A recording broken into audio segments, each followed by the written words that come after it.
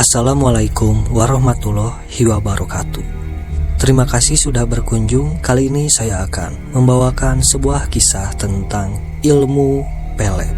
Tanpa berbasa-basi, kita mulai ceritanya.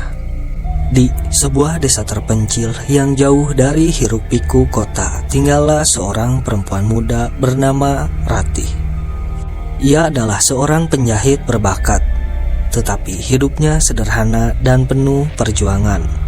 Ratih dikenal sebagai sosok yang baik hati, meskipun sering dipandang sebelah mata karena ia yatim piatu sejak kecil. Suatu malam setelah selesai bekerja, Ratih memutuskan untuk singgah di warung teh Pak Darto di ujung desa. Suasana warung cukup ramai malam itu, tetapi mendadak menjadi sunyi ketika seorang perempuan tua dengan pakaian lusuh masuk. Rambutnya kusut, kulitnya keriput, dan tangannya menggenggam sebuah kantong anyaman yang terlihat tua. Wajahnya tertutup kerudung yang sudah pudar warnanya. Perempuan itu berjalan perlahan mendekati meja tempat Ratih duduk. Dengan suara serak, ia berkata, "Kamu seperti rembulan purnama di malam gelap, tapi cahaya itu akan memanggil kegelapan mendekat. Hati-hati pada siapa kamu membuka hatimu, karena bayangan akan menguasai cahayamu." Ratih pun tertegun, tidak tahu harus berkata apa. Seluruh pengunjung warung memandangnya dengan rasa penasaran. Sementara perempuan tua itu berbalik dan pergi begitu saja, meninggalkan suasana yang penuh ketegangan. Setelah perempuan tua itu pergi, Ratih menyadari ada sesuatu di atas mejanya. Sebuah bunga mawar hitam yang layu dan berbau busuk. Ketika Ratih bertanya kepada Pak Darto siapa perempuan itu, Pak Darto tidak mengetahuinya dan berkata, "Dia bukan warga desa ini kayaknya. Soalnya saya baru melihatnya." Keesokan harinya, sebuah mobil hitam memasuki desa. Mobil itu berhenti di depan sebuah rumah tua yang telah lama kosong. Warga desa segera berkumpul, penasaran siapa tamu asing itu. Dari mobil keluar seorang pria tampan bernama Andika. Ia mengenakan kemeja putih rapi dan jam tangan mahal, sesuatu yang jarang terlihat di desa ini. Andika memperkenalkan dirinya sebagai seorang pengusaha. Ia mengaku sedang mencari ketenangan dari hiruk-pikuk kota. Ia menyewa sebuah rumah kosong di ujung desa yang selama ini dikenal sebagai rumah angker. Penduduk desa mengingatkan Andika bahwa rumah itu sering mengeluarkan suara-suara aneh di malam hari. Tetapi Andika hanya tertawa kecil dan berkata, "Saya tidak takut pada hal-hal seperti itu, Pak." Tetapi pengakuan Andika hanyalah sebuah alasan semata. Karena di balik penampilannya yang mempesona, Andika bukanlah pria biasa. Ia adalah seorang penganut ilmu hitam yang telah lama mempraktikkan ritual gelap demi mendapatkan kesuksesan dan kemewahan. Setiap tahun Andika membutuhkan tumbal untuk memperbarui kekuatannya, dan tumbal itu haruslah seorang yang memiliki jiwa murni. Ketika ia tiba di desa ini, ia langsung merasakan kehadiran Ratih. Jiwa Ratih bersinar terang dalam mata batinnya, menandakan bahwa ia adalah seseorang dengan hati yang tulus dan tanpa dosa besar. Jiwa seperti inilah yang paling berharga untuk ritual Andika. Bukan hanya untuk kekuatan, tetapi juga untuk membuatnya tetap muda dan kuat. Namun, ritual itu membutuhkan lebih dari sekedar mengambil nyawa Ratih. Andika harus membuat Ratih sepenuhnya menyerahkan cintanya pada Andika. Karena cinta tulus Ratih akan menjadi katalis yang memperkuat efek ritualnya. Itulah mengapa Andika menggunakan ilmu pelet untuk mengendalikan Ratih secara perlahan. Dengan senyumannya yang hangat dan sikap yang ramah, tak butuh waktu yang lama, ia mulai bergaul dengan warga, termasuk Ratih. Andika mulai mendekati Ratih. Ia sering muncul di tempat-tempat yang biasa dikunjungi Ratih, seperti warung teh atau pasar desa. Setiap kali mereka bertemu, ia selalu memperlihatkan perhatian khusus, membuat Ratih merasa istimewa, seperti menawarkan bantuan, membawakan hadiah-hadiah kecil, dan mendengarkan cerita-ceritanya dengan penuh perhatian. Andika juga sering mengundang Ratih untuk makan malam di rumahnya. Namun, di balik sikap manisnya ada sesuatu yang janggal. Setiap kali Ratih bertemu Andika, ia merasa tubuhnya lemas, seperti kehabisan energi. Suasana di sekitar pun berubah aneh. Angin berhenti bertiup, suara burung menghilang, dan rasa dingin yang menusuk. Pada suatu malam, Ratih menemukan sebuah jimat berbentuk hati yang terbuat dari tanah liat hitam di bawah bantalnya. Jimat itu berbau amis dan terasa dingin saat disentuh. Ratih merasa takut, tetapi tidak tahu harus berbuat apa. Warga desa mulai memperingatkan Ratih untuk menjauhi Andika. Warga desa tersebut bercerita bahwa pada suatu hari salah satu warga desa melihat Andika berjalan ke arah hutan dengan membawa sesajen. Namun Ratih yang terpesona oleh kebaikan Andika mengabaikan semua peringatan itu.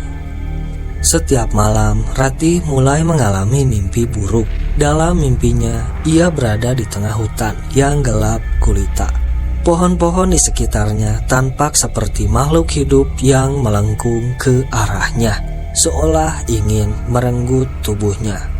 Namun, dari kegelapan muncul sosok bayangan besar dengan mata merah menyala yang berkata, "Berikan jiwamu, Ratih, kau adalah milikku." Ketika Ratih terbangun, ia mendapati tubuhnya penuh luka lebam, seperti bekas tali yang mengikatnya. Malam berikutnya, kejadian aneh mulai terjadi di rumahnya. Pintu-pintu terbuka sendiri, suara langkah kaki terdengar di malam hari, dan cermin di kamarnya retak tanpa alasan. Ketakutan itu memuncak ketika suatu malam Ratih mendengar suara ketukan pelan di jendela kamarnya. Dengan gemetar ia membuka tirai dan melihat sosok bayangan besar dengan mata merah menatap langsung ke arahnya. Bayangan itu berkata, "Kau adalah milikku. Kau tidak akan bisa kemana-mana." Setelah melihat sosok tersebut, Ratih ketakutan dan pingsan. Pada pagi hari, Ratih ditemukan pingsan oleh Bu Sumi yang ingin mengambil baju miliknya. Setelah sadar, Ratih menceritakan kejadian tersebut. Bu Sumi menyarankan Ratih mencari bantuan kepada Pak Suryo, seorang yang dikenal bijaksana dan paham tentang hal-hal gaib. Rumah Pak Suryo terletak di pinggiran desa. Ratih pun segera pergi menemui Pak Suryo. Dengan wajah penuh kekhawatiran, Ratih menceritakan semua yang terjadi. Dari jimat yang ia temukan, mimpi, kejadian aneh di rumahnya, dan teror bayangan hitam. Pak Suryo mendengarkan dengan tenang, sesekali mengangguk sambil memejamkan mata, seolah mencoba membaca sesuatu di balik cerita Ratih. Setelah mendengar semuanya, Pak Suryo berkata dengan suara yang berat, "Ratih, apa yang kau hadapi ini bukanlah hal biasa. Laki-laki yang mendekatimu, Andika, bukan manusia biasa. Dia telah menjual jiwanya kepada kekuatan gelap untuk mendapatkan apa yang ia inginkan. Kau adalah incarannya, Ratih, karena jiwamu yang murni adalah kunci untuk memperbarui kekuatannya. Jika kau tidak menghentikannya, kau akan menjadi tumbalnya, dan jiwamu akan terperangkap selamanya." Ratih pun gemetar mendengar penjelasan itu, tetapi ia berusaha tenang. "Lalu apa yang harus aku lakukan, Pak?" tanya Ratih. Pak Suryo segera mengambil sebilah keris kecil dari meja kayu di sudut ruangan. Keris itu tampak tua, tetapi berkilauan dengan cahaya samar. "Keris ini telah diritualkan. Dengan ini kau bisa menghancurkan sumber kekuatannya. Carilah dan hancurkan semua jimat yang telah disembunyikan oleh Andika di sekitar rumahmu. Dan saat bulan purnama tiba, Andika pasti akan melakukan ritual terakhir untuk mengikat jiwamu sepenuhnya. Ikuti dia. Temukan tempat di mana ia melakukan ritual itu, dan hancurkan apa yang menjadi pusat kekuatannya. Biasanya itu adalah benda yang menyerupai dirimu, seperti patung atau boneka. Dengan menghancurkannya, kau bisa memutuskan koneksi dengan kekuatan gelap." Setelah mendapatkan penjelasan panjang dari Pak Suryo, Ratih menatap keris itu dengan ragu. Ia merasa takut, membayangkan harus menghadapi Andika sendirian. Tetapi Pak Suryo menggenggam tangannya dan berkata dengan tegas, "Kau tidak sendirian, Nak Ratih. Keberanianmu adalah pelindung terkuatmu. Kegelapan akan menang jika kau memiliki keyakinan pada kebaikan. Ingat, jangan ragu. Hancurkan pusat kekuatannya sebelum ia menyelesaikan ritualnya." Setelah itu, dengan bimbingan Pak Suryo, Ratih menggali tanah di sekitar rumah dan menemukan beberapa jimat lainnya, termasuk sebuah boneka kecil dengan rambutnya sendiri. Setiap kali Ratih menghancurkan jimat, ia mendengar suara jeritan yang melengking di udara, seperti suara makhluk yang kesakitan. Dari dalam tanah yang sudah digali, muncul cairan merah berbau busuk dan amis. Setelah Ratih menghancurkan semua jimat yang disembunyikan Andika di sekitar rumahnya, Ratih mulai mempersiapkan diri untuk menghadapi malam yang akan menentukan hidupnya. Ia menyimpan keris itu di dekat tubuhnya, mencoba mengumpulkan keberanian sambil menunggu malam bulan purnama tiba. Malam bulan purnama pun tiba. Ratih diam-diam mengikuti Andika ke sebuah gua tua di tengah hutan. Di dalam gua tua, Andika berdiri di lingkaran api, memegang patung tanah liat yang menyerupai Ratih. Lingkaran api yang mengelilinginya memancarkan aura kegelapan yang pekat. Suara bisikan gaib memenuhi udara, membuat suasana menjadi lebih mencekam. Bayangan hitam melayang di sekitarnya, menari seperti makhluk hidup.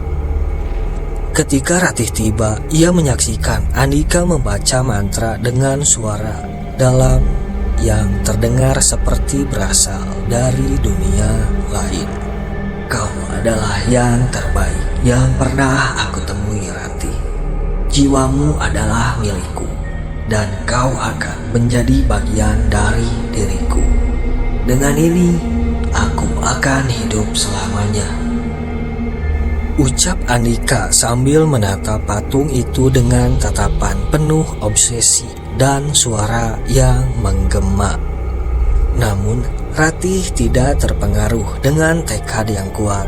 Ia mengeluarkan keris kecil pemberian Pak Suryo. Ia berlari ke arah Andika, melawan rasa takut yang hampir melumpuhkan tubuhnya. Dalam satu gerakan, ia menghancurkan patung tanah liat itu dengan kerisnya. Saat patung itu pecah, suara ledakan gaib terdengar memenuhi gua. Lingkaran api yang mengelilingi Andika padam seketika, dan bayangan-bayangan hitam di sekitarnya melolong seperti makhluk yang tersiksa. Tubuh Andika bergetar hebat. Darah hitam mulai mengalir dari matanya, hidungnya, dan mulutnya. Tidak, kau menghancurkan semuanya. Aku tidak bisa kalah seperti ini. Andika berteriak, suaranya dipenuhi rasa sakit dan kemarahan.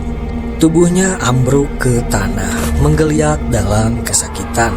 Kulitnya yang semula tampak sempurna mulai membusuk dengan cepat. Napasnya menjadi berat dan tangannya mencakar-cakar tanah, seolah-olah mencoba mencari pegangan untuk tetap hidup. Melihat itu, Ratih hanya berdiri mematung, menyaksikan kejadian mengerikan itu. Andika akhirnya berhenti bergerak. Tubuhnya tergeletak di lantai gua dalam kondisi mengenaskan. Wajahnya yang dulu tampan kini rusak parah, penuh luka dan darah hitam yang mengering. Ketika fajar mulai menyingsing, Ratih keluar dari gua dengan tubuh lemah tetapi hatinya penuh keberanian. Namun dalam hatinya ia tahu bahwa pengalaman ini akan terus membekas dalam ingatannya. Warga desa yang mendengar suara dari dalam hutan segera berdatangan. Mereka menemukan tubuh Andika di dalam gua, tergeletak dalam kondisi mengenaskan. Wajahnya rusak parah, kulitnya membusuk, dan darah hitam memenuhi tanah di sekitarnya. Beberapa warga segera membuat tanda salib atau melafalkan doa untuk melindungi diri dari energi jahat yang masih terasa di sekitar tempat itu. Pak Suryo menjelaskan kepada warga desa bahwa Andika adalah pelaku ritual hitam yang menggunakan kekuatan gelap untuk mengorbankan jiwa Ratih. Kehancuran patung tanah liat yang menjadi pusat kekuatan Andika tidak hanya memutuskan hubungan dengan dunia gaib, tetapi juga merusak tubuhnya dari dalam, menyebabkan kematiannya yang mengerikan. Warga desa yang sebelumnya terpesona oleh pesona Andika kini merasa ngeri, menyadari bahwa di balik wajah tampannya tersembunyi kejahatan yang begitu besar. Ratih kembali ke rumahnya dengan selamat. Ia belajar untuk lebih waspada dan percaya pada naluri serta peringatan orang-orang di sekitarnya. Warga desa pun bergotong royong untuk membersihkan gua dan menutupnya selamanya, berharap bahwa tidak ada lagi kejahatan yang muncul dari tempat itu. Pesan dari pengalaman cerita ini sangat jelas. Tidak semua yang indah di luar membawa kebaikan di dalam. Kadang kegelapan menyamar dalam bentuk yang paling mempesona. Cerita pun selesai. Terima kasih yang sudah menyimak dan menonton. Semoga kalian sehat selalu dan senantiasa berada dalam lindungan Allah Subhanahu wa Ta'ala. Amin ya robbal alamin.